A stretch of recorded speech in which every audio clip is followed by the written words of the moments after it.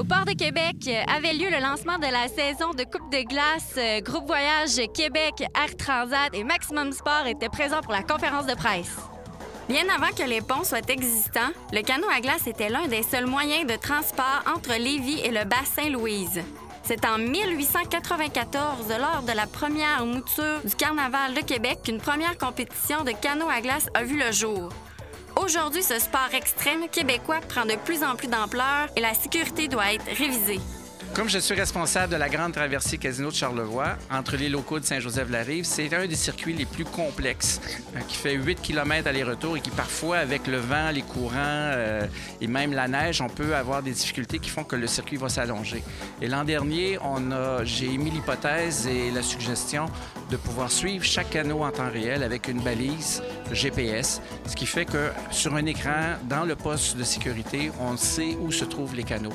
Et ça a été étendu. Le circuit québécois de canot sur glace a accepté d'étendre cette suggestion qui est quand même relativement coûteuse, mais qui était jugée, à tout le moins à l'île aux Coudes, comme essentielle pour la sécurité.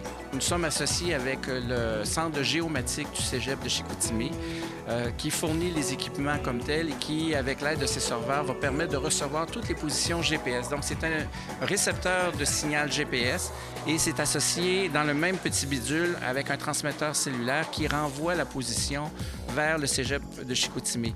Et chaque organisation de course, donc les 7 organisations cette année, vont avoir la possibilité d'accéder à ce serveur pour suivre sur écran géant s'ils le désirent, mais sur une carte électronique, la position de chaque canot. Être canotier requiert beaucoup d'entraînement et de technique afin d'être prêt à affronter le froid et d'être performant lors des compétitions. On va pouvoir vous montrer comment ça fonctionne pour ramer dans le bateau.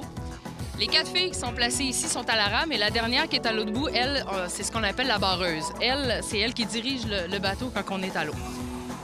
La rame, le mouvement est simple. Sandra va nous faire une démonstration. C'est tout simplement de glisser les fesses sur le banc et puis de ramer. Ça ressemble beaucoup à l'aviron qu'on voit aux Olympiques. Donc, je pourrais la remplacer là, si vous avez besoin d'une nouvelle canotier au sein de l'équipe. C'est simple, c'est ça? Tu pourrais la remplacer avec quelques mois de pratique, oui. Oui, puis avec quand même une très bonne base de forme physique. Et puis ensuite, il y a la position à la trotte. Là, je vais demander aux filles de se placer dans leur trotte. Normalement, on fait une transition de la rame à la trotte. Là, aujourd'hui, on n'est pas vraiment équipés pour pouvoir faire nos transitions normalement. Ça fait un petit peu mal aux genoux. Fait que peut-être que les filles ne feront pas tout exactement comme il faut, mais je vais leur demander d'aller à leur trotte. Allez-y, les filles. Les 5 filles viennent de faire leur transition. C'est ce qu'on appelle passer de la rame à la trotte. Là. Les 5 filles sont en position de trotte ou de trottinette. C'est la même chose dans le jargon de canotier. Ça consiste tout simplement à avoir une jambe dans le canot et une jambe à l'extérieur. On pousse avec la jambe à l'extérieur et on tire avec la jambe à l'intérieur du bateau pour faire un mouvement de cisaillement. C'est ce qui fait avancer le bateau, tout simplement, avec une main sur une barre transversale et une main sur le bord du canot. Et puis, ben, c'est comme ça qu'on se déplace dans les glaces, comparativement à tantôt que c'était uniquement à la rame, c'est-à-dire à l'eau. Ça, c'est la façon de se déplacer dans les glaces. Connu aussi pour être un sport de plaisance, le canot à glace demande une certaine préparation. C'est un sport qui est accessible à tout le monde, mais c'est quand même un sport qui requiert une certaine forme physique pour avoir du plaisir.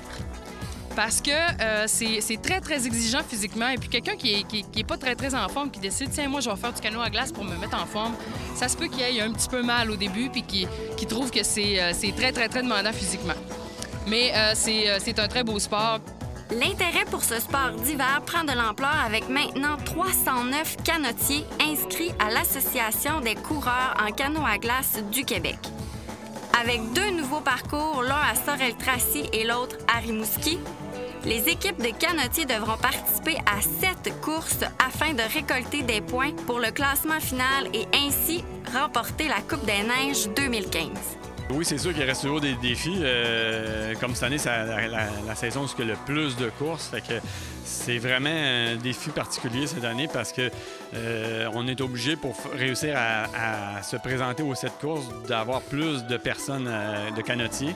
Notre équipe est plus grosse, fait qu'il faut essayer différentes positions avec alterner pour chacune des courses parce que c'est vraiment impensable de penser que 5 individus peuvent faire les 7 courses l'une après l'autre. C'est vraiment très enivrant parce que quand on arrive à un nouveau parcours, là, on n'a aucune idée. Ça va-tu être un parcours plus à la rame, plus à la trottinette?